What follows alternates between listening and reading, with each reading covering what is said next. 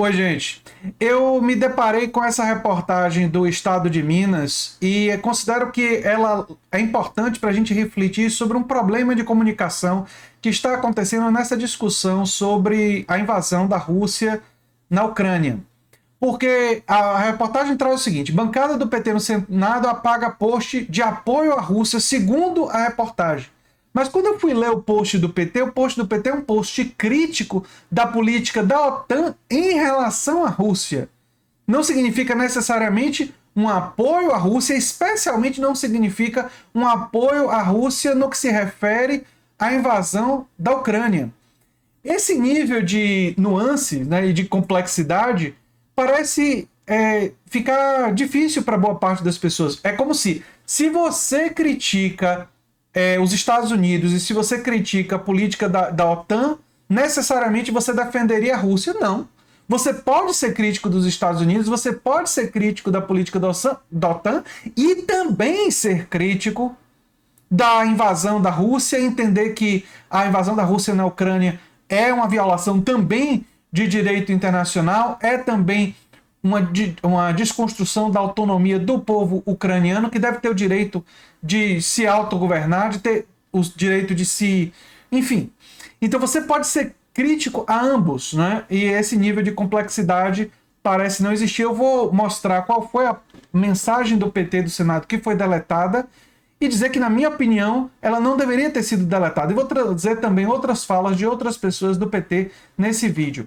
Lembrar vocês que as inscrições para o meu curso sobre George Orwell estão abertas e eu abordo no curso justamente essa questão de ver as nuances, de ver a complexidade.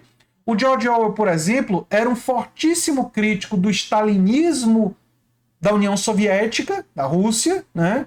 Que ia além apenas da Rússia, compreendia toda a União Soviética, ele era crítico ao stalinismo, mas ele era simpático a Trotsky e simpático ao que ele chamava, George Orwell, de socialismo democrático. E muita gente, e ele se considerava uma pessoa de extrema esquerda, simpático inclusive ao movimento anarquista de esquerda que aconteceu na Espanha, mas crítico do stalinismo. E isso às vezes buga a cabeça das pessoas. Eu torço para que vocês divulguem o curso, que é justamente um instrumento para mostrar às pessoas a complexidade da realidade, né?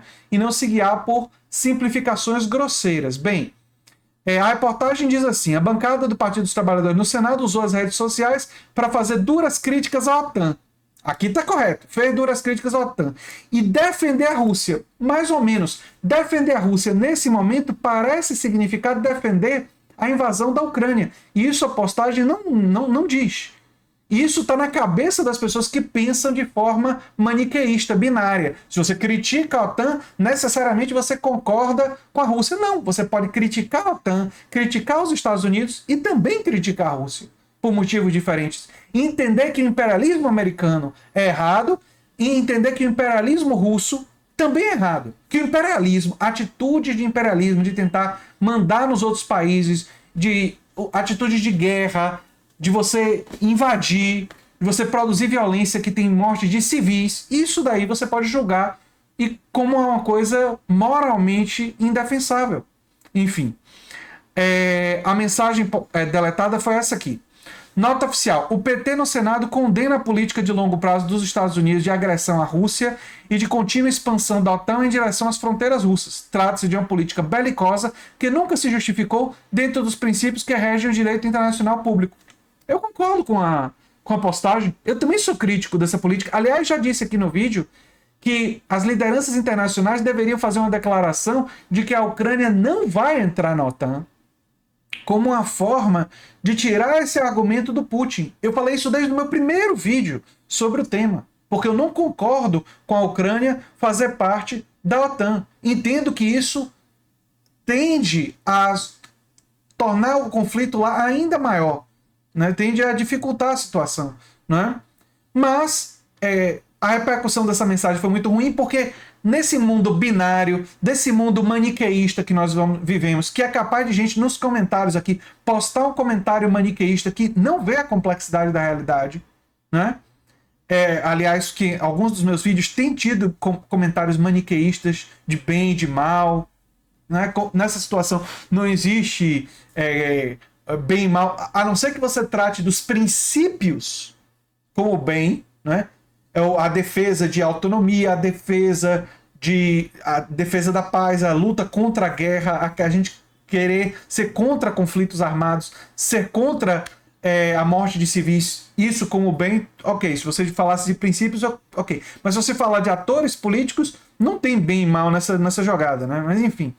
Em uma outra publicação, dessa vez assinada pela presidente da sigla, Gleisi Hoffmann, que a mensagem dela é muito correta, né? Ela diz: a resolução de conflitos de interesses na política internacional deve ser buscada sempre por meio do diálogo e não da força, seja militar, econômica ou de qualquer outra forma. Perfeita, Gleisi, né? Nesse momento, entendemos que a solução do contencioso entre Rússia e Ucrânia deve se dar de forma pacífica, utilizando todas as possibilidades de mediação em fóruns multilaterais. Não tenho nenhum reparo a fazer sobre a Gleisi. E Lula também repudiou os ataques russos, né? Lula já se posicionou sobre isso e disse o seguinte, e olha a mensagem do Lula, eu vou comentar. É lamentável que na segunda década do século XXI a gente tenha países, no plural, tentando resolver suas diferenças, sejam territoriais, políticas ou comerciais, através de bombas, de tiro, de ataques, quando deveria ser resolvido numa mesa de negociação. Acho que ninguém pode concordar com a guerra e a gente está acostumado a ver potências de vez em quando fazem isso sem pedir licença. Foi assim que os Estados Unidos invadiram o Afeganistão e o Iraque, é verdade, eu condenei aqui no meu vídeo passado. Foi assim que a França e a Inglaterra invadiram a Líbia, pois é, e é assim que a Rússia está fazendo com a Ucrânia. E nós temos o episódio agora com Israel, tem a China com Taiwan. Situação mundial está meio complexa, está muito complexa.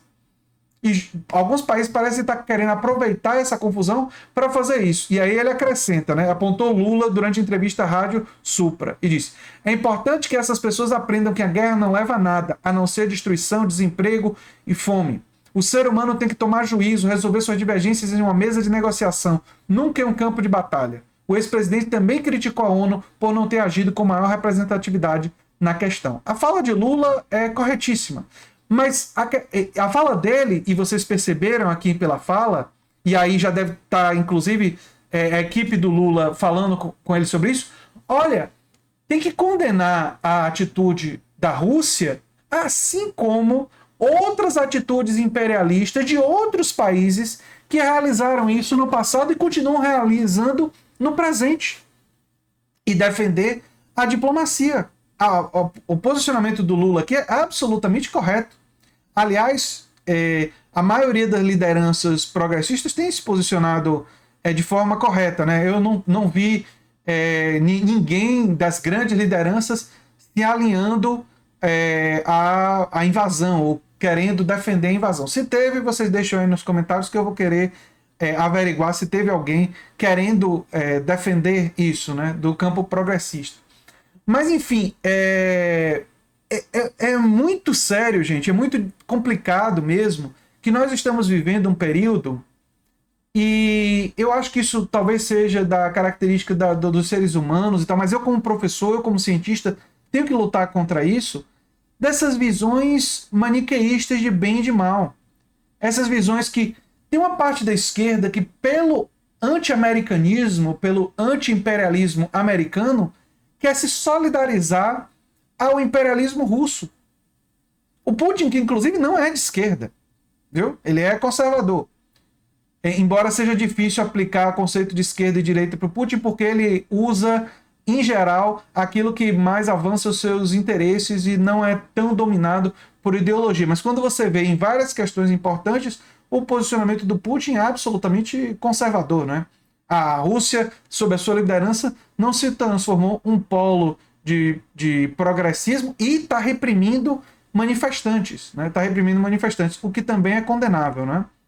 Teve algumas pessoas falando nos comentários sobre o líder lá da Ucrânia, dizendo que ele não é nazista. É óbvio que ele não é nazista, ele é judeu, mas ele tem uma, digamos assim, tolerância com grupos fascistoides, e isso daí é questionável, é criticável, sim, esses grupos fascistoides e paramilitares da Ucrânia. Isso não justifica a invasão russa, mas é um problema que existe na Ucrânia a ser criticado, a ser, enfim, a ser enfrentado, mas não justifica de forma nenhuma a invasão. E aí eu quero pedir a vocês que divulguem o meu curso sobre George Orwell, se inscrevam no curso e convençam outras pessoas a se inscrever, porque é exatamente o que eu faço nos cursos, é tentar mostrar para as pessoas que a realidade é mais complexa, que a realidade ela não é tão simplória assim. Muita gente, por exemplo, olha para os livros do George Orwell, tem uma interpretação sobre o George Orwell, uma interpretação de direita, que como ele era crítico do stalinismo, como era crítico do Stalin, então ele era pró-capitalismo. Nada poderia ser mais falso. George Orwell era um socialista democrático. George Orwell, o início do livro Revolução dos Bichos, claramente é uma denúncia do capitalismo. É extremamente crítico ao capitalismo, mas é também extremamente crítico ao stalinismo e defende, não é, uma perspectiva socialista democrática. Enfim, e essa complexidade, compreender essa complexidade, infelizmente, tem sido um desafio que muitas pessoas não estão dispostas, querem coisas mais simples, né? Eu, como professor, como cientista, tenho um dever, tenho um compromisso com a complexidade, com o conhecimento científico, com a observação criteriosa, analítica, né, com análise crítica, e eu sempre vou analisar criticamente, vou criticar o imperialismo e a violência desmedida e não justificada de qualquer país. Tem certas pessoas que, por sua crítica ao imperialismo americano, chegam a ficar solidários ou do lado de teocratas islâmicos, grupos teocráticos islâmicos, gente que perseguiria qualquer pensador livre, que perseguiria toda e qualquer esquerda. Enfim, é uma coisa assim, é de um grau de irracionalidade que realmente desafia a mente. E é óbvio que nas comunidades islâmicas tem muita gente que não é teocrata. Aí é a visão complexa. Tem muita gente islâmica que é democrata, que é contra a teocracia. Quem mais sofre com as teocracias e com o pensamento teocrático de determinados grupos radicais islâmicos são os muçulmanos. Essa é outra dimensão importante. Não estou dizendo que todos os muçulmanos, nem a maioria, na maioria dos países, são teocratas, mas existem grupos teocráticos islâmicos que muitas vezes tomam o poder. Em alguns países eles chegam a ter um percentual bastante alto. E é óbvio que essa ideologia, que é contra a democracia, que é autoritária, deve ser criticada por todo democrata. E não é porque eles são contra os Estados Unidos, que a gente também tem profundas críticas, que a gente vai aplaudir, bater palma. Esse é um pensamento completamente equivocado de uma certa esquerda que leva aquele inimigo do meu inimigo é meu amigo a um estágio de completa insanidade. Como é que você vai querer se aliar com gente que iria querer te destruir? Que nunca te tolera, que torna até ilegal sua própria existência. Que torna ilegal a existência de pessoas que pensam diferente. Na Arábia Saudita, para pegar um exemplo, toda pessoa que é ateu ou agnóstico pode ser preso como um crime. Imagine, é a completa falta de liberdade. Não acreditar em Deus é um crime passível de prisão, de punições gravíssimas. Isso daí, para uma esquerda democrática, é tolerável, é aceitável? Eu penso que não. Enfim, eu espero que o vírus... aí não é vírus. Porque eu ia falar o vírus da democracia, mas democracia não, o vírus da democracia é uma coisa boa, né? Eu espero que a esperança da democracia, que a dimensão democrática, a dimensão que defende a expansão da democracia, a expansão da liberdade e a expansão de uma sociedade mais justa, com maior justiça social e com combate tanto aos problemas ambientais quanto a esses problemas de autoritarismo político, se espalhe entre os nossos concidadãos. Eu espero isso de verdade.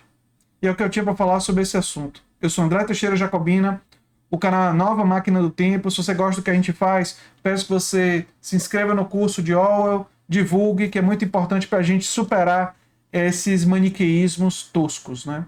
Um abração e até o próximo vídeo. Tchau, tchau.